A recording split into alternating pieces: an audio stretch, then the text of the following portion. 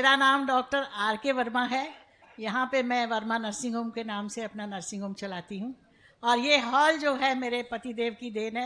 जब वो मेयर थे आगरा के तो उस समय उन्होंने बनवाया था। आज जो जिसमें इतने लोग यहाँ सब बैठे हुए हैं।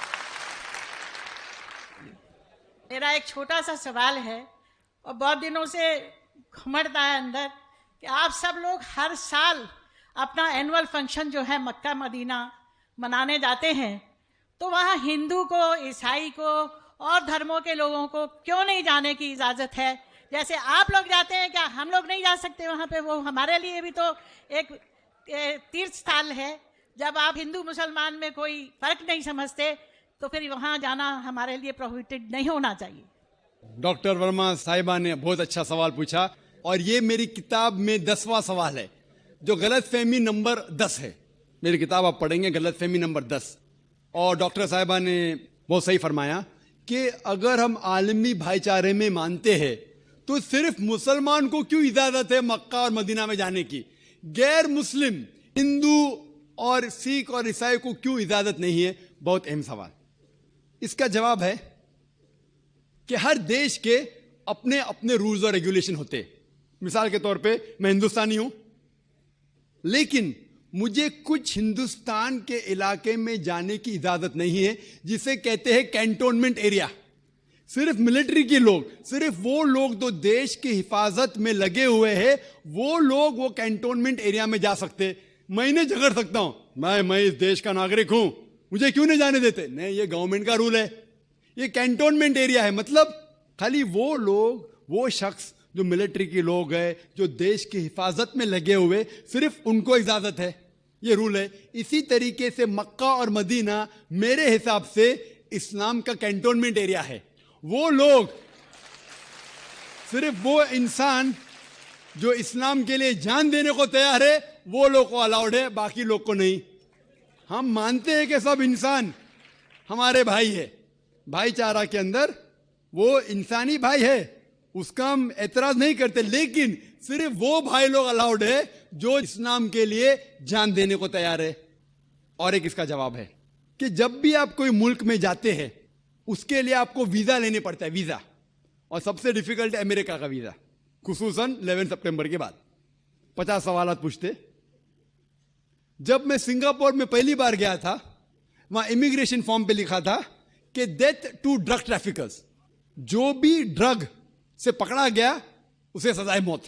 अगर मुझे सिंगापुर में जाना है तो मुझे यह तस्लीम करना पड़ेगा कि अगर मेरे पास ड्रग्स है तो मुझे सजाए मौत होंगी। मैंने कैसा सजाए मौत, इतना खतरनाक सजा नहीं मानते तो सिंगापुर में आना ममनू। तो आप अगर सिंगापुर का वीजा लेते, आप पे तस्लीम करने पड़ेगा कि ड्रग वाले को सजाए मौत। इसी तरीके से मक्का और मदीना जाने का वीजा है। आप सिर्फ अपने जबान से कहो ला इलाहा इल्लल्लाह मोहम्मद रसूलुल्लाह।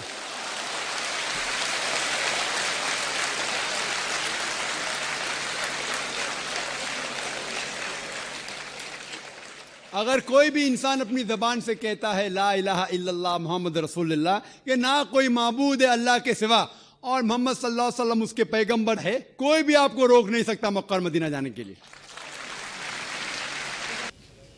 मेरा सवाल यह है कि कौन सा धर्म, किताब या जाति ये इजाज़त देती है कि मासूम जानवरों का कत्ल किया जाए? I mean to fulfil his hunger और टेस्ट।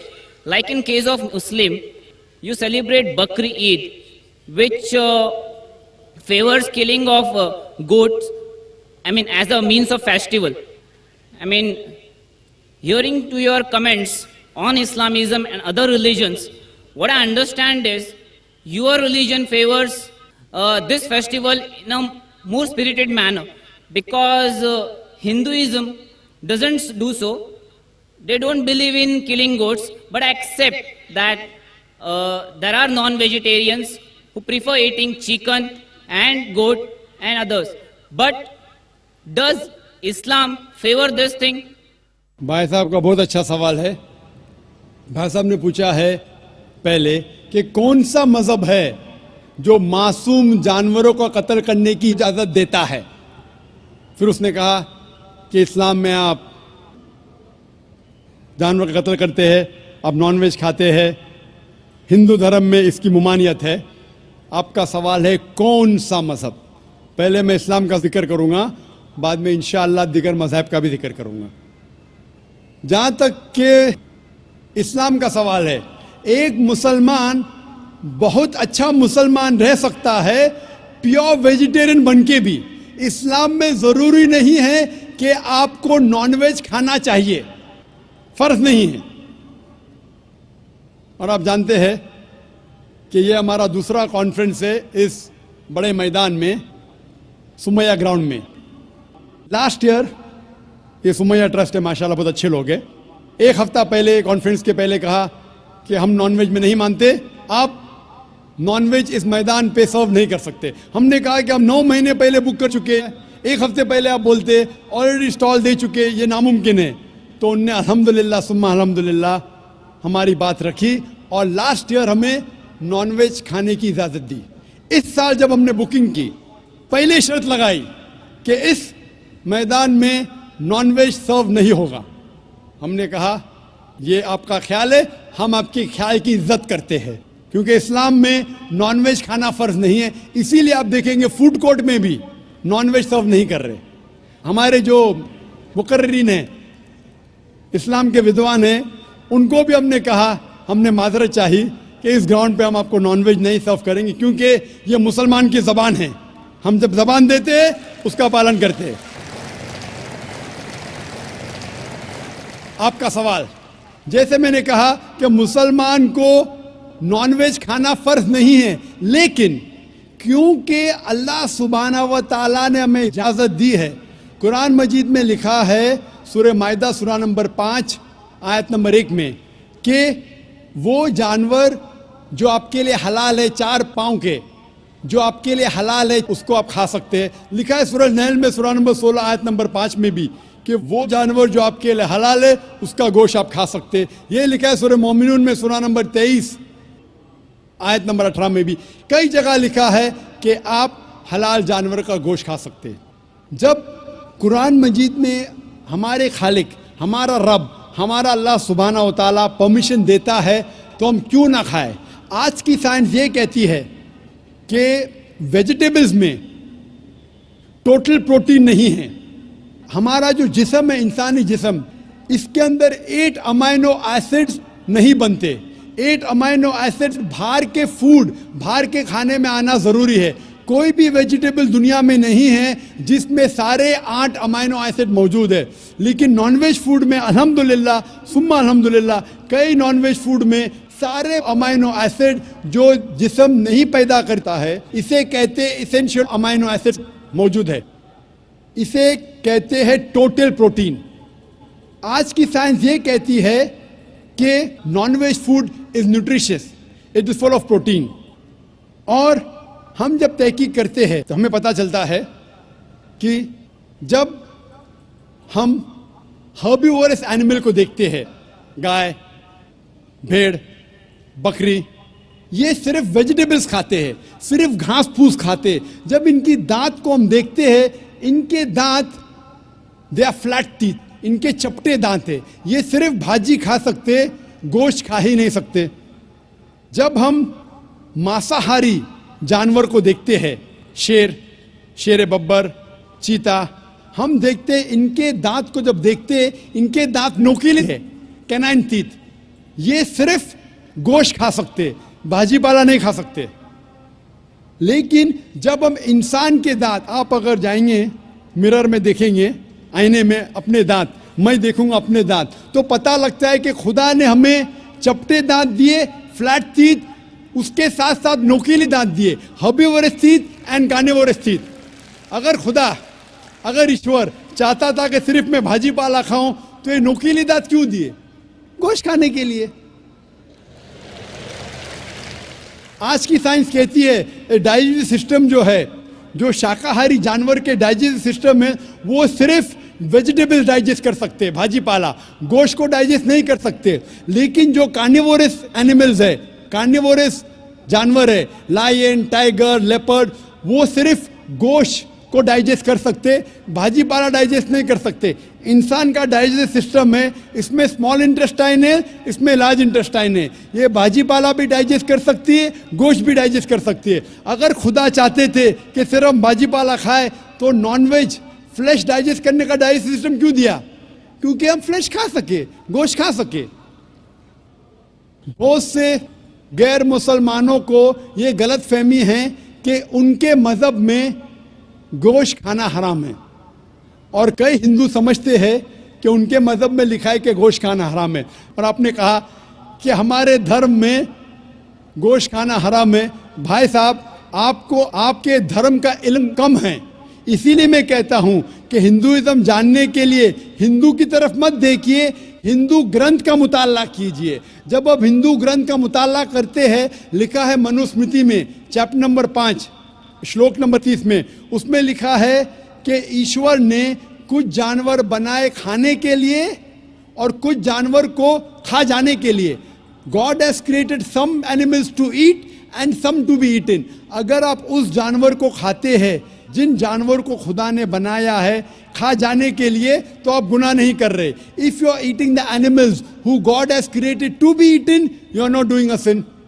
आगे जब पढ़ते लिखा है मनुस्मृति में चैप्टर नंबर 5 में अध्याय नंबर 5 में मंत्र नंबर 40 में कि खुदा ने कुछ जानवर बनाए हैं कुर्बानी के लिए।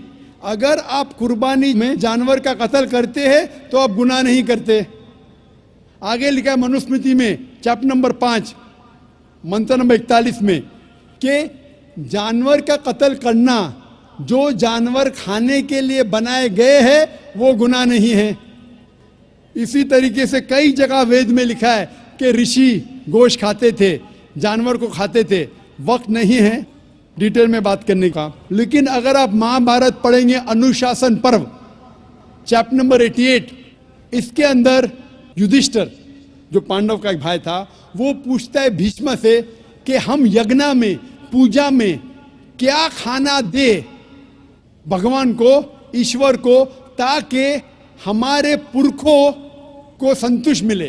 तो भीष्म कहता है युधिष्ठिर से कि आप यज्ञ में अगर भाजी पाला देंगे तो हमारे बाप दादा 1 महीने के लिए खुश रहेंगे। अगर आप मच्छी देंगे 2 महीने के लिए, अगर आप खरगोश देंगे 3 महीने के लिए, अगर गोश्त देंगे तो 4 महीने के लिए, अगर आप बेकन देंगे तो 5 महीने के लिए, अगर परिंदे का गोश्त देंगे तो 6 महीने के लिए, अगर हिरन का गोश्त देंगे तो 7 महीने के लिए। पूरा मेन्यू है, माशाअल्लाह बड़ा मेन्यू है। उसके आगे लिखा है अगर आप गाय देंगे तो पूरे 1 साल के लिए हमारे बाप दादा संतुष्ट रहेंगे, और अगर गेंडा राइनोसरस देंगे तो 20 साल के लिए हमारे बाप दादा खुश रहेंगे। पूरा मेन्यू है। क्या चाहते हैं बोलो? मच्छी, खरगोश, क्या चाहते हैं बोलो? ये आपके ग्रंथ में लिखा है, मेरे ग्रंथ में नहीं। हमारे ग्रंथ में सब चीज खाने की इजाजत नहीं, सिर्फ वो चीज जो हमारे लिए हलाल है। इसी तरीके से बाइबल में भी लिखा है आप गोश्त खा सकते। अक्सर धर्म की किताबों में लिखा है कि आप गोश्त खा सकते हैं। आप मेरा अगर एक डिबेट देखेंगे जिसका मौजू था is eating non vegetarian food permitted और prohibited for a human being, क्या इंसान के लिए गोश्त खाना हलाल है या हराम है? और मैंने डिबेट किया था एक जैन के साथ जिसका नाम था रश्मिबाई झवेरी। वो इंडियन वेजिटेरियन कांग्रेस का सदर था, प्रेसिडेंट था। वो दुनिया भर घूमता है बताने के लिए कि नॉनवेज हराम है, और उसने मुझे चैलेंज किया। मैंने कहा भाई आपस में बैठ के बात करेंगे। नहीं, पब्लिक में चैलेंज किया, डिबेट करेंगे। मैंने कहा अच्छा आ बेल मुझे मार। तो मैंने कहा ठीक है भाई, पब्लिक में। बोला मैं लोग को लेके आऊंगा। मैं बोला लेके आओ। तो पाटकर हॉल के अंदर 1998 में तकरीबन 10 साल पहले डिबेट किया। वो देखेंगे सारी डिटेल्स है। लेकिन हिंदू मजहब की किताब में ये लिखने के बाद कि गोश्त खा सकते, फिर भी कुछ हिंदू शाकाहारी क्यों हैं, वेजिटेरियन क्यों है? क्योंकि वो मुतासिर हो रहे थे बाकी फलसफे के साथ, जिसमें कहा गया है नॉन वायलेंस। और कुछ जैन मानते कि ईटिंग नॉन वेज इज हराम, इज प्रोहिबिटेड। और हम जब पूछते क्यों जानवर का गोश्त खाना हराम है, तो वो कहते हैं कि घास और भाजी पाला के अंदर जिंदगी नहीं है, जानवरों में जिंदगी है। जब आप कोई जिंदगी लेते हैं, किसी का कत्ल करते हराम है। आज साइंस तरक्की करने के बाद पता चलता है कि वेजिटेबल्स में भी जान है, भाजी पाला में भी जान है। तो वो जरा अपनी फिलॉसफी को तब्दील करते। ठीक है, हम जानते हैं कि वेजिटेबल्स में जान है, लेकिन वेजिटेबल्स डोंट फील पेन, वो दर्द को महसूस नहीं करते। जानवर दर्द को महसूस करते, इसीलिए वेजिटेबल्स खाना गुनाह नहीं है, जानवर को खाना गुनाह है। अभी साइंस तरक्की करने के बाद हमें पता लगता है कि वेजिटेबल्स को भी दर्द होता है, लेकिन ये दर्द इंसान को सुनाई नहीं देता। वेजिटेबल्स भी अफसोस करते हैं, वेजिटेबल्स भी रोते हैं, लेकिन हमें सुनाई नहीं देता। तो अभी उनका फलसफा बदल गया। वो कहते हैं अच्छा ठीक है, हम मानते हैं कि वेजिटेबल्स में जान है, वेजिटेबल्स को दर्द महसूस होता है, लेकिन वेजिटेबल के पास तकरीबन 3 सेंसेस है, जानवर के पास 5 सेंसेस है।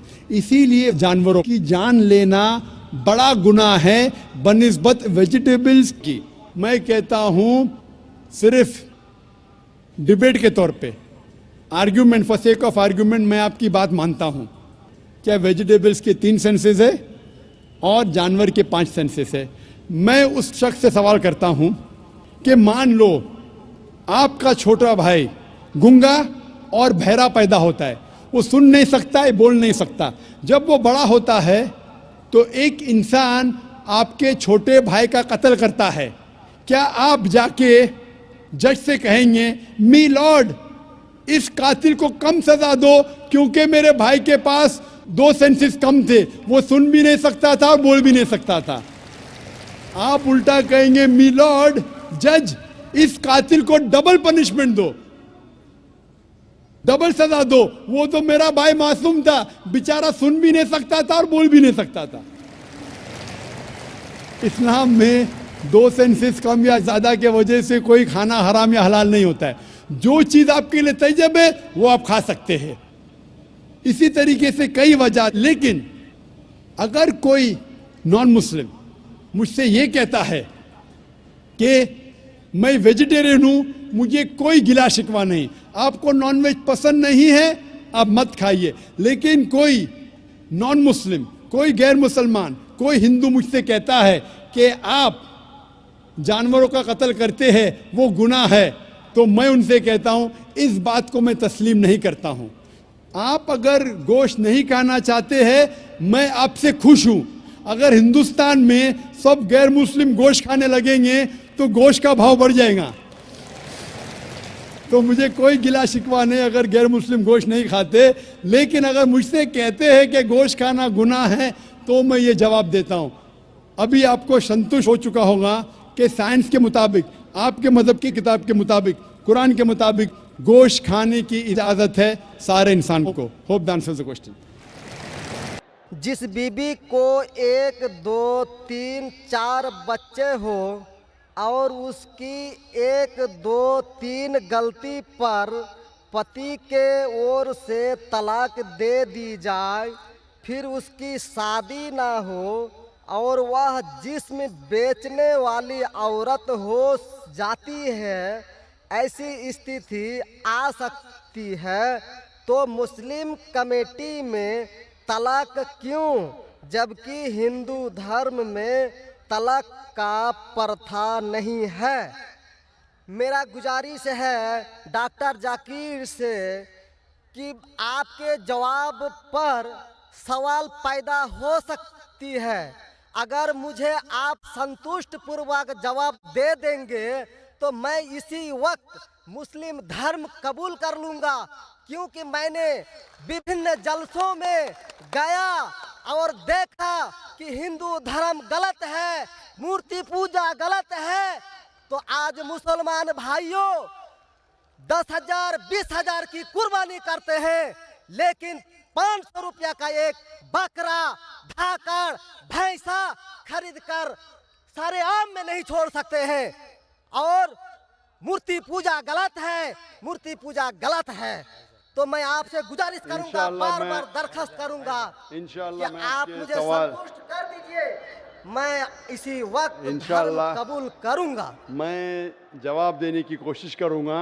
हिदायत देना अल्लाह के हाथ में, मैं आपको जवाब दूंगा इंशाल्लाह। भाई साहब का सवाल है कि इस्लाम मज़हब में अगर कोई औरत गलती करती है, 1 2 3 4 बच्चे है, 1 2 3 गलती करती है, मुसलमान उसे तलाक दे देता है, फिर वो औरत जाके बाजारी औरत बन जाती है। हिंदू धर्म में तलाक है ही नहीं, तो इस्लाम धर्म में तलाक क्यों है? बेसिक आपका सवाल है कि इस्लाम मज़हब में तलाक क्यों है, बराबर? हिंदू मज़हब में नहीं, ये आपका बेसिक सवाल, बराबर भाई साहब? क्या जी सर। इस्लाम मज़हब में तलाक क्यों है, बराबर भाई साहब? जी क्यों तलाक है? आपके हिसाब से तलाक नहीं होना चाहिए। अक्सर मज़ाहिब में तलाक नहीं है, डिवोर्स नहीं है।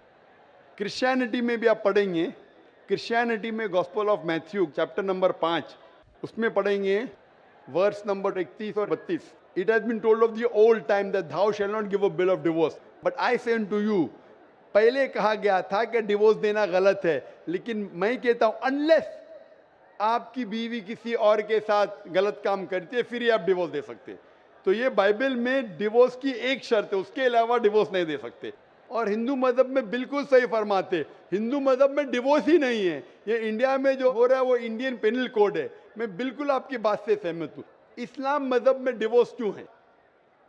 इस्लाम मज़हब में डिवोर्स है, लेकिन ये आखिरी मरहले पे आप इसको इस्तेमाल करना चाहिए, क्योंकि निकाह एक मिसाक है जो कुरान मजीद में लिखा है। निकाह इज अ मिसाक, अ कॉन्ट्रैक्ट बिटवीन मियाँ बीवी, औरत और मर्द जब शादी करते हैं। निकाह एक मिसाक है, सेक्रेट कॉवेनेंट, एक कॉन्ट्रैक्ट है, हम मियाँ बीवी होंगे। अभी कितनी बार आप जब बिजनेस करते हैं पार्टनर के साथ, अक्सर बिजनेस अच्छा चल जाता है, कई बार पार्टनर आपको पसंद नहीं आता, होता है कि नहीं? तो आप क्या करते? प्यार से उसके साथ पार्ट हो जाते।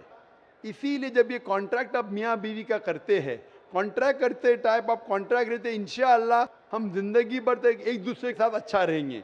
लेकिन जब शादी होने के बाद चंद साल बाद, हो सकता है 2 साल बाद, 4 साल बाद, हो सकता है 10 साल बाद, आपको पता लगता है कि हम लोग एक दूसरे के कंपैटिबल नहीं है। जरूरी नहीं है कि बीवी गलत होना चाहिए या शोहर गलत होना चाहिए। बहुत से बार दोनों अच्छे बट कंपैटिबल नहीं है, हो सकता है ना? तो अगर मियाँ बीवी कंपैटिबल नहीं है, हो सकता है दोनों अच्छे हैं लेकिन कंपैटिबल नहीं। कंपैटिबल नहीं मतलब इन लोग में बराबर जचता नहीं है। आप आएंगे मगरबी मुल्क के जो कस्टम्स है, रीति रिवाज अलग है, हिंदुस्तान के अलग है। बहुत से बार साथ में करेंगे तो नहीं मिलेगा ना। ईस्टर्न कल्चर अलग है, हम सभ्यता में मानते हैं, हम मॉडेस्ट है। वो वेस्टर्न कंट्री में बिकनी में घूमते, आपकी बीवी बिकनी में घूमेंगी तो आप तो लात मारेंगे उसको ना। वेस्टर्न कंट्री में चलता है, आप समझे क्या? नहीं भाई साहब? भाई साहब जी समझते हैं, लेकिन ऐसी नहीं, परसेंट तो बहुत मेरा कम जवाब है। पूरा मेरा जवाब पूरा नहीं हुआ, मेरा जवाब पूरा नहीं हुआ। तो अगर आपकी बीवी बिकनी में घूमेंगी तो आप तो बोलेंगे भाई जाओ अपने घर पे जाओ। वेस्टर्न कंट्री में चलता है, उनकी बीवी बिकनी में घूमती, उनको कोई फर्क नहीं। और हो सकता है कि दोनों में से एक अच्छा नहीं है, हो सकता है दोनों अच्छे नहीं। 3 चीज हो सकती, दोनों अच्छे लेकिन कंपैटिबल नहीं है, या दोनों में से शोहर अच्छा नहीं या बीवी अच्छी नहीं, या हो सकता है कि दोनों अच्छे नहीं। तो ऐसे मौके पे कुरान मजीद में अल्लाह सुब्हानहू व तआला ने तरीके दिखाए किस तरीके से तलाक होना चाहिए। जब तलाक होता है तो तलाक की कुछ शराइत है कि पहले आपस में बीवी और शोहर बात करे। भाई क्या प्रॉब्लम है? ऐसा नहीं कि बीवी नमक ज़्यादा डाली खाने में, आपने बोला तलाक तलाक तलाक। अब नमक नहीं ज़्यादा पसंद तो बोलो बीवी को भाई नमक कम डालो, बैठ के बात तो करो। तो कुरान मजीद में लिखा है पहले आपस में बात होना चाहिए। आपस में बात करके अगर प्रॉब्लम सॉल्व नहीं होता है तो आर्बिट्रर लेके आओ। बीवी के घर के तरफ से, बीबी के तरफ से एक आर्बिट्रर लेके आओ समझौता के लिए, शोहर के तरफ से एक कोई बड़े को लेके आओ समझौता के लिए। एक मीटिंग करो, प्रॉब्लम सॉल्व करो, समझौता हो जाता है। फिर भी नहीं प्रॉब्लम सॉल्व होता है तो फिर आप तलाक दे सकते हो। तलाक देने का तरीका है, तलाक नहीं, तलाक दो, फिर 3 महीने रुको। वो ट्रायल पीरियड है, इद्दत का मौका। इस दरमियान 3 महीने में आपने तो बड़े जोर से बोले मैं बीवी के बिना रह सकता हूँ, 2 हफ्ते में आपको डाला टेका भाव मालूम पड़ता है। आप बोले अरे भाई मुझे बीवी को वापस लेके आ जाओ, अब रुजू करो, कोई प्रॉब्लम नहीं। तो ये ट्रायल पीरियड भी अल्लाह ताला ने दिखाया है। अभी मैं आपसे सवाल पूछना चाहता हूं भाई साहब, अगर आपकी एक बहन है, आप अपनी बहन के लिए एक अच्छा शोहर तलाश करते, भाई साहब आप सुन रहे मुझे ना? जी सर। भाई साहब आप सुन रहे हैं ना मुझे? हाँ सुन रहे हैं। हाँ, आप अपनी बहन के लिए अच्छा शोहर तलाश करते, एकदम तहकीक करने के बाद, तहकीक के बाद आपको पता लगता है कि 1 साल बाद आपकी बहन आपके पास आती है, भाई साहब वो शोहर जो आपने मेरे तलाश किया बिल्कुल गलत आदमी, क्या हो गया? वो रोज मुझे मारता है। क्या बात है? वो शराब पी के रोज मुझे मारता है, रोज मुझ पे जुल्म करता है, हर रोज बिना वजह मुझे मारता है। मैं उसकी खिदमत करती हूँ, मैं उससे प्यार करती हूँ, फिर भी ये रोज मुझे आके शराब पी के मारता है। आप जाके उससे बात करेंगे, भाई क्यों शराब पीता है, भाई क्यों मारता है? नहीं मुझे मजा आता है। आपके समझाने के बाद फिर भी वो नहीं मानता है, हर रोज मारता है। आप अपनी बहन को पसंद करेंगे कि उसके साथ ही जिए, या पसंद करेंगे वो तलाक लेके दूसरे के साथ शादी करे? मैं आपसे पूछना चाहता हूं भाई साहब। हिंदुओं में देखा हिंदू गया की बात नहीं करता हूं, मैं आपकी बात कर रहा हूं भाई साहब। हिंदू मुस्लिम को छोड़ो, जी मैं मेरा ही आपसे- बात कर रहा हूँ। भाई साहब मैं आपसे पूछना चाहता हूं, अगर आपकी बहन के लिए आपने अच्छा शोहर तलाश किया, 1 साल बाद पता चलता है कि वो आदमी अच्छा नहीं है, शराबी है, जुआरी है, रोज आपकी बहन को मारता है, उसके साथ गलत हरकत करता है, अपने दोस्तों को लाता है आपकी बहन के साथ सोने के लिए, तो आपको पता चलेगा तो क्या करेंगे आप पसंद करेंगे आपकी बहन इसको झेलते रहे, या पसंद करेंगे भाई उसको छोड़ दो दूसरे से शादी करो? आप क्या पसंद करेंगे? हिंदू को छोड़ो, मुस्लिम को छोड़ो, आप क्या पसंद करेंगे? मैं अगर इस तरह का मेरा बहन हरकत करेगी, बहन हरकत ने, आपका बहनों भी हरकत कर रहा है। बहन तो बहुत अच्छी है आपकी, बहन तो बेचारी देवी जैसी है। मैं उनको सबक सिखाता हूँ कि देखो बहन, तुमको जो पति मिल रहा है तुम उसी का सेवा करो। यानी चूंकि हम लोगों का धर्म जो है, जब विवाह हो जाती मैं है आपकी धर्म की बात नहीं कर रहा हूँ, मैं आपकी बात कर रहा हूँ। धर्म पे बाद में आऊंगा मैं हाँ तो आपसे पूछ मैं रहा हूँ, तलाक आपके धर्म से नहीं पूछ रहा हूँ, मैं आपसे पूछ रहा हूँ कि आपने अपनी बहन से कहा कि भाई अपने शौहर की आप खिदमत करो, खिदमत करने के बाद भी रोज मारता है, उसकी क्या गलती बेचारे आपकी बहन की? आप बोलेंगे बर्दाश्त करो, आपको कल कोई मानने लगेगा, रोज आप पे जुल्म करने लगेंगे, आप बर्दाश्त करेंगे? आपकी नहीं। बीवी आपको रोज मारेंगी आके बेलन से रोज मारेंगी। वो अच्छी मार्शल आर्ट्स की है, रोज आपको मारेंगी, आप उसको तनख्वाह लेके देंगे, रोज आपको मारेंगे, आप क्या करेंगे? वन रिक्वेस्ट, नहीं मैं आपसे पूछता हूँ, आपकी बीवी रोज आके आप, पाकिस्तान रिपोर्टर में भाई साहब पाकिस्तान को छोड़ो, मैं आपसे भाई साहब मुस्लिम कमेटी की औरतों से, भाई साहब सुनो मेरी बात ना, पाकिस्तान को छोड़ो, हिंदुस्तान को छोड़ो, मैं आपसे सवाल पूछा, आपने मुझे सवाल किया, मैं आपसे सवाल पूछता हूँ। जी पाकिस्तान में क्या हो रहा है छोड़ो, मुझे भी आपकी फिक्र है।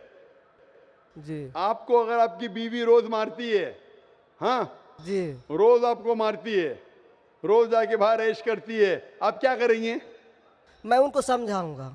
नहीं समझती है और वो बहुत अट्टी कट्टी है, समझाएंगे तुमको, 2 समझाएंगे, क्या करेंगे? अगर नहीं समझती है तो मैं एक किला बनाऊंगा और उस किले में मोटे रस्सी से बांध करके उसको अरे रखूंगा। वो तुमको और बांधेंगी, उसको मैं वो अट्टी खिलाऊंगा। कट्टी है, तुम क्या बांधेंगे हाँ, उनको? नहीं, अरे ऐसा वो तो मैं तुमको उसको कभी बांधेंगी भी किले के अंदर।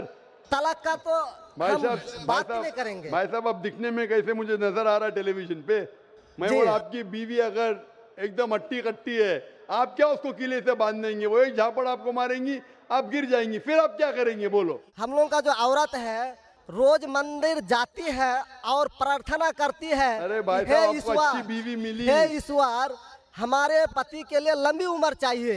भाई साहब आपकी बीवी बहुत अच्छी है, अल्हम्दुलिल्लाह। मैं आपकी बीवी की बात नहीं कर रहा हूं, मैं कह रहा हूं अगर हाइपोथेटिकल है, अगर आपकी बीवी ऐसी होती, आपको भगवान ने अच्छी बीवी दी है तो आप किस्मत वाले हैं। अगर आपकी बीवी सही नहीं होती तो आप क्या करते थे? जी सर 1-2% हो सकते हैं, लेकिन आम में नहीं और मुस्लिम अच्छा, में 1-2% की बात कर रहा हूं, क्या करते थे आप? जी सर, आप 1-2% क्या करते थे? अगर 1-2% में ऐसी मक्कार बीवी निकली या मक्कार शोहर निकला तो आप क्या करेंगे? 1-2% में होता है, लेकिन क्या हमारे करेंगे आप? हम मुसलमानों के समाज में जाते हैं और देखते हैं कि रोज तलाक दिए जाते हैं, रोज तलाक। मुसलमान पे बाद में आऊंगा ना, मैं पहले आपसे पूछ रहा हूं, अगर आपकी बीवी आपसे ऐसी हरकत करने लगी या आपका बहनों भी आपके बहन को रोज मारता है, तो आप क्या करेंगे? 1% होगा, 2% बोलते, मैं 1% बोलता हूं, आप क्या करेंगे? मैं तो कदापि तैयार नहीं होऊंगा। नहीं होगा, छोड़ देंगे ना? मैं छोड़ूंगा नहीं उसको। क्या करेंगे? मैं किले में बंद करके रखूंगा। अरे आप नहीं बंद कर सकते ना, वो आपसे ताकतवर है भाई साहब। नहीं नहीं, अरे है, एकदम जो नहीं। आपकी बीवी है भाई साहब अच्छी है, जी नहीं। मैं खाली हाइपोथेटिकली बोल रहा हूं, अगर ऐसी बीवी होती थी तो क्या करते थे? नहीं, ऐसा तो हो नहीं सकता है। हुआ नहीं, आप किस्मत वाले हैं भाई साहब। नहीं, तमाम मुसलमानों का हम सोच रखने वाले हैं, मुसलमान पे सोचते बाद में हैं। आता हूं भाई साहब, मैं सब जवाब दूंगा आपको। मैं आपसे सवाल पूछता हूं, आपके साथ ऐसी हरकत हुई, आपकी बहन को अगर कोई रोज मारता है, आपका बहनों भी रोज परेशान करता है, लाल पीला करता है, शराब पीता है, जुआरी है, तो आप क्या बोलेंगे बहन को? मैं तो कदापि तैयार नहीं होगा, ये बात मैं। नहीं, क्या बोलेंगे आप अपने बहन को? बहन को बोलेंगे कि नहीं छोड़ दो? नहीं, तुम जाओ उसके कदमों में जाके पड़े रहो। वो कदमों में ही मारता है उसको। कदमों में ही तुम मर जाओ, कदमों में ही मर जाओ। तो क्या ये इंसानियत है? नहीं। ऐसे धर्म को मानते हैं आप? जी, ऐसे धर्म को मानते हैं कि जो शोहर अगर पति के द्वारा मारे जाते हैं तो जन्नत का हकदार हो सकते हैं। ये किधर लिखा है? आप ऐसी किताब में मानते हैं? अगर ऐसी किताब में लिखा तो हर शोहर अपने बीवी को मारने लगेगा ना, हर शोहर मारने लगेगा, बोलेगा चलो यार वो जन्नत में जाएंगी, मारो। नहीं तो हम तो बता रहा हूँ सर कि 1-2% हो सकते हैं। आप जो बोल रहे, इसीलिए जितनी नाइंसाफी औरतों पे हो रही हिंदुस्तान में, उसकी वजह ये है, उसकी वजह ये है कि हिंदू औरतों पे जब नाइंसाफी होती है वो चुपचाप सहन करती है। क्यों? उसको आवाज उठाना चाहिए। मुसलमान औरतें आवाज उठाती है तो आपको दिखने में आता है। जो आप बोलते हैं तलाक, कितने लोग का तलाक, यहाँ पूछेंगे मस्जिद में लाखों लोग हैं, कितने लोग का तलाक हो तो 1% भी नहीं मिलेगा आपको। भाई साहब यहाँ पर अगर सर्वे लेंगे कितने लोग का तलाक हो, 1% भी नहीं मिलेगा। अभी तो भाई साहब, हिंदू राष्ट्र है जो भाई कोर्ट साहब, में आप दायर सुन रहे कर मेरी दिए बात? जाते हैं, इसलिए तलाक।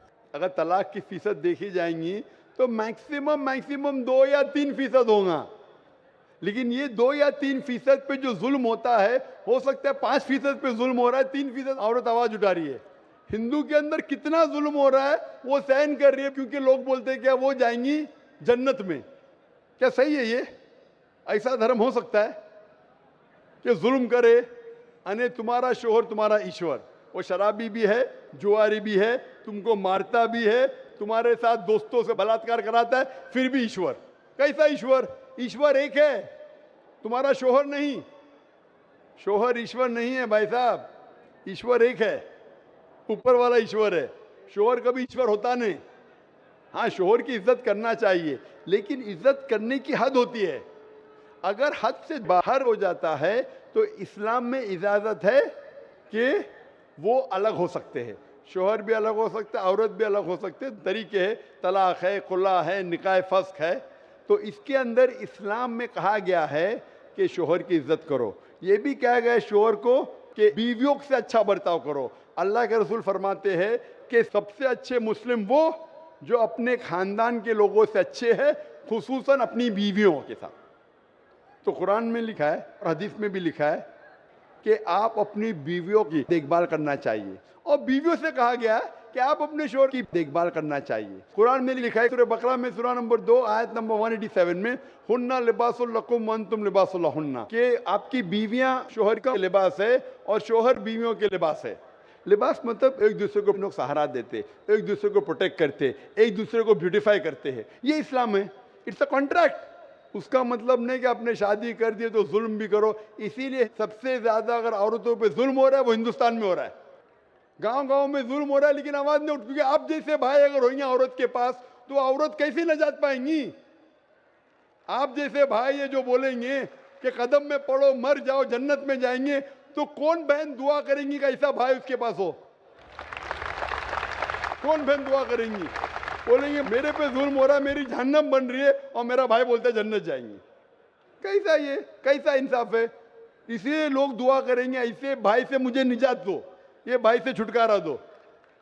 और इस्लाम में जुल्म करना हराम है, जुल्म बर्दाश्त करना हराम है। आप अगर जालिम का साथ देंगे तो आप भी दोषी है। वो जन्नत में तो जाएंगी, तुम जाएंगे नरक में। समझे भाई साहब? भाई साहब, इस्लाम में भाई का धर्म है कि अपनी बहन की रक्षा करे। अगर बहन पे जुल्म हो रहा, भाई बोलेगा जाओ जाओ, तो बहन तो हो सकता है स्वर्ग में जाए, बेचारी बर्दाश्त करिए। तुम नरक में जाएंगे, तुमको कौन बचाएगा? क्या भाई साहब, आप नरक में जाना चाहते हैं स्वर्ग में? भाई साहब, सर मानता हूँ आपका बात। आप स्वर्ग में जाना चाहते हैं नरक में? स्वर्ग में ही तो जाना चाहेंगे। तो आप अपने बहन को नरक बना रहे जिंदगी को, और आप जाना चाहते हैं स्वर्ग में? हाँ, आप अगर औरत होती थी तो, अगर खुदा आपको औरत बनाता था और आप पे जुल्म होता था, आप क्या करते थे?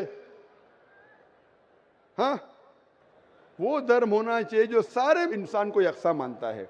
कुरान शरीफ में लिखा गया है, सूरह हुजुरात में सूरह नंबर 49 आयत नंबर 13 में, या अय्युहन्नासु इन्ना खलकनाकुम मिन ज़करिन व उन्सा व जअलनाकुम शुऊबन व क़बाइला लिताअरफू इन्न अक्रमकुम इंदल्लाहि अत्क़ाकुम इन्नल्लाह अलीमुन खबीर। ए इंसानों, हमने तुम्हें एक जोड़े से बनाया, मर्द और औरत के, और आपको तकसीम किया है कबाइल में, ताकि आप एक दूसरे को पहचान सको, ना कि आप एक दूसरे से नफरत करो। और सबसे बेहतरीन इंसान वो जो तकवा रखता है, जो अल्लाह सुब्हानहू व तआला के कहने पे अमल करता है, इसे कहते हैं तकवा। कुरान में एक इंसान दूसरे इंसान से ऊंचा कैसे हो सकता है? ना जिन्स के बुनियाद पे, ना पैसे के बुनियाद पे, ना रंग के बुनियाद पे, ना देश के बुनियाद पे, लेकिन तकवे के बुनियाद पे।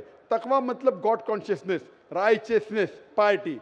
आप अच्छे इंसान बन सकते जब भी आप अच्छे इंसान होंगे, राइचियस इंसान। आप खुद अपनी बहन के लिए हक नहीं चाहते तो आप कैसे भाई है फिर? भाई साहब, आप अपनी बहन को कहते हैं कि आप उसके कदमों में मरो क्योंकि आपका मजहब कहता है, बराबर? भाई साहब जी, आपका मजहब सही कहता है। ऐसा तलाक करना तो सही नहीं लग रहा है। और बहन के ऊपर जुल्म हो रहा है, सही लग रहा है? जुल्म तो कम परसेंट में देखे जा रहे हैं। आपको कैसे पता है? आप तो बोलते चुपचाप रहो, तो वो तो आवाज भी नहीं उठा रहे, तो मालूम कैसा पड़ेगा? कम से कम मुसलमान औरतें आवाज उठा रहे ना। चूंकि देखा गया क्या देखा गया है? मैं ये पूछना चाहता हूँ आपसे कि अगर जुल्म हो रहा है, आपने बोले क्या उसे चुपचाप सहन करना चाहिए? अगर ऐसा करे तो अक्सर आदमी जुल्म करने लगेंगे। मुसलमान सोचेंगे ज्यादा जुल्म करेंगे तो बेचारे छोड़ के चले जाएंगे, मैं फंस जाऊंगा, हाँ, खाना मुझे पकाने पड़ेगा फिर, बराबर ना? वो छोड़ के भाग जाएंगी। तो वो हिंदू तो अच्छा है, मारो भी, कुछ भी करो, ऐश करो, रोज मारो तो भी मेरे साथ रहेंगी। कैसा ये मजहब है? हिंदुस्तान में भी गलत है। शोहर बीवी को थोड़ी मार सकता है। रोज शराब पी के, जुआ खेल के मारेगा तो पुलिस को पता चलेंगे, पुलिस भी अंदर कर लेगा आपके बहनों ही को। आप समझ रहे भाई साहब? आप समझ रहे क्या? नहीं समझ तो गए हैं, लेकिन सर लेकिन कबूल करना मुश्किल पड़ता है। लेकिन नहीं हक बात सर, कबूल करना हमेशा मुश्किल है भाई साहब। क्योंकि देखा गया कि जितने बीवी को तलाक दिया गया, उसकी दोबारा शादी अगर नहीं करा सका तो वो बेचिया बन जाती है, बाजार में जाके जिस्म बेचती है। अगर आपके ये राय है तो अब दूसरी शादी कराओ ना। इस्लाम में दूसरी शादी करना अच्छी बात है। हमारे रसूल मोहम्मद सल्लल्लाहु अलैहि वसल्लम ने पहली बीवी जब की, शी वॉज विडोड, उनके शोहर मर चुके थे, आप समझे ना? और जितनी भी बीवियां जो मोहम्मद सल्लल्लाहु अलैहि वसल्लम की, एक को छोड़ के अक्सर इधर विडोड थे या डिवोर्सी थे, आप समझ रहे ना? तो इस्लाम में अच्छी बात है। अगर आप डिवोर्सी से शादी करते हो उसमें बुरा थोड़ी है। हमारे हिंदुस्तान में एक कलंक है डिवोर्सी से शादी करना, इस्लाम में नहीं। साहबा के दौर में सहाबिया भी अच्छी थी, साहबा भी अच्छे थे, दोनों कंपैटिबल नहीं थे, तो अल्लाह के रसूल ने कहा छोड़ दो भाई, दूसरे से शादी करो। दोनों अच्छे थे लेकिन आपस में उनका मेल नहीं होता था, तो जुड़ा होता, आप दूसरे से शादी करो, आप दूसरे से करो। इतना आसान मतलब जरूरी है कि जबरदस्ती अगर स्क्वायर को आप राउंड में डालेंगे, फिट नहीं हो रहा तो आप दबा के करेंगे fit? Don't try to put a square in a round hole, square peg in a round hole if you try to put. अगर स्क्वायर को राउंड में डालेंगे फिट नहीं होगा। अगर फिट नहीं हो रहा है तो आप पार्ट करो अच्छे तरीके से, प्यार से, मोहब्बत के साथ। उनको खाली पीछे कोर्ट के अंदर जाके एक दूसरे के ऊपर कीचड़ मत उछालो, प्यार से अलग हो जाओ, आप दूसरी शादी करो, ये दूसरी शादी करेगा। ये सबसे बेहतरीन है सारे इंसानों के लिए, और दोनों जन्नत में भी जा सकते हैं ना। जरूरी क्या वो शख्स इतना जुल्म उठाए? हक तो आपको पता है लेकिन मानना मुश्किल है आपके लिए, बराबर भाई साहब ना? जी और एक सवाल छिपा हुआ है जो थोड़ा उनका खुलासा कर देते तो मैं सोच विचार के देख लेता। क्या सवाल है आपका? सोच विचार क्या? आपको जवाब देने के बाद भी आप बोलते मानते लेकिन कबूल करना मुश्किल है। जी दोस्तों, उम्मीद करता हूँ आप लोगों ने डॉक्टर ज़ाकिर नाइक साहिब की ये वीडियो देख ली होगी और पसंद भी आ चुकी होगी। यकीनन जैसे कि उस खातून ने डॉक्टर ज़ाकिर नाइक साहिब से सवाल किया कि हम मक्के और मदीने क्यों नहीं जा सकते, हिंदू लोग क्यों नहीं जा सकते। बहुत अहम सवाल उन्होंने किया कि जैसे हम इंसान हैं इस तरह आप लोग भी जो है ना इंसान है, आप लोग इंसान हैं, हम भी इंसान हैं, तो हमें भी इजाज़त होना चाहिए। तो देखो, हर एक इलाके के और हर जगह के एक उसूल और जो है ना ज़वाबित होते हैं। उस उसूल और ज़वाबित पर चलना ये ज़रूरी होता है। जैसे कि हर इलाके, हर मुल्क का, हर देश का अपने अपने उसूल होते हैं, इनके मुताबिक चलना ये बहुत ज़रूरी होता है, ठीक है ना। तो वहाँ पे जाने के लिए आपको सबसे पहले इस्लाम कबूल करना पड़ेगा। अगर आप वहाँ पे जाना चाहते हो तो फिर आप इस्लाम कबूल करेंगे, और इस्लाम कबूल करने से आपको बहुत ज़्यादा जो है ना फ़वाइद हासिल होंगे, ठीक है ना। क्योंकि मक्के और मदीने में सिर्फ मुसलमान ही जा सकते हैं, वहाँ पे उन्हें इजाज़त है। हाँ, छुपे छुपाए आप तो जा सकते हो, लेकिन जो है ना मना है, गैर मुस्लिम वहाँ तक नहीं जा सकते। तो डॉक्टर साहब ने बड़े ही खूबसूरत अंदाज़ के साथ जवाब दे दिया कि जैसे कि इंडिया के अपने बाज़ इलाके ऐसे हैं कि वहाँ पे आप नहीं जा सकते। हालांकि आप इंडिया के रहने वाले हैं, लेकिन आपको इजाज़त नहीं है। हाँ, वो लोग जा सकते हैं जो उनके उसूल और ज़वाबित को फॉलो करते हैं। इनके उसूलों के मुताबिक अगर आप वहाँ पे जाना चाहते हो तो आप जा सकते हो। तो ये इस तरह कोई इस्लाम के ऊपर एतराज़ नहीं हो सकते कि वहाँ पे हम क्यों नहीं जा सकते, ठीक है ना। ये तो कोई एतराज़ की बात नहीं है। और दूसरा जो भाई ने सवाल किया कि इस्लाम क्यों मासूम जानवरों को कत्ल करने की इजाज़त देता है। देखो, एक अच्छा इंसान हो सकता है, एक आदमी एक अच्छा इंसान हो सकता है, चाहे वो जो है ना शिकारी क्यों ना हो, चाहे वो इस्लाम के मुताबिक जानवर को ज़बह क्यों ना कर ले, चाहे वो इस्लाम के मुताबिक परिंदों को क्यों ज़बह ना कर ले। हाँ, इस्लाम ने जिन चीज़ों से मना किया है कि आपने इनको नहीं मारना है, उनको ज़बह नहीं करना है, तो आप उनको नहीं मार सकते, ना उनको आप ज़बह कर सकते हो, ठीक है ना। और दूसरी बात ये कि जानवरों के साथ ज़ुल्म नहीं होता है। आपने कुछ उसूल और ज़वाबित है, इसके मुताबिक आपने जानवर को ज़बह करना है। जैसे कि डॉक्टर साहब ने बड़ी तफसील के साथ इसके ऊपर बात की कि इनके सामने जो है ना छुरी को तेज़ नहीं करना, इनके पाँव को बांधना है, ठीक है ना। तो जब इनके मुताबिक आप चलेंगे तो फिर जो है ना आप गुनहगार नहीं होंगे, और ना कोई ये जुल्म है। जुल्म तो तब होगा जब आप जो है ना उसको मारेंगे, उसको पीटेंगे, उसके ऊपर छुरी पे वैसे ही किसी और जगह पर छुरी जो है ना अंदर दाखिल करेंगे जिसके ज़रिए से उनसे खून निकले, तो ये जुल्म है। ये जुल्म नहीं है कि आप इस्लाम के मुताबिक उन्हें ज़बह कर ले। तो इस्लाम एक ऐसा मज़हब है कि अगर बंदा इसके मुताबिक चले तो वो खुशगवार ज़िंदगी गुजारने वाला बनेगा, उन्हें दिली सुकून हासिल होगा। तो उम्मीद करता हूँ आप लोगों को डॉक्टर ज़ाकिर नाइक साहब की ये वीडियो पसंद आ चुकी होगी। तो मिलते हैं इंशाल्लाह नेक्स्ट वीडियो में, तब तक के लिए इजाज़त चाहता हूँ। अस्सलामु अलैकुम।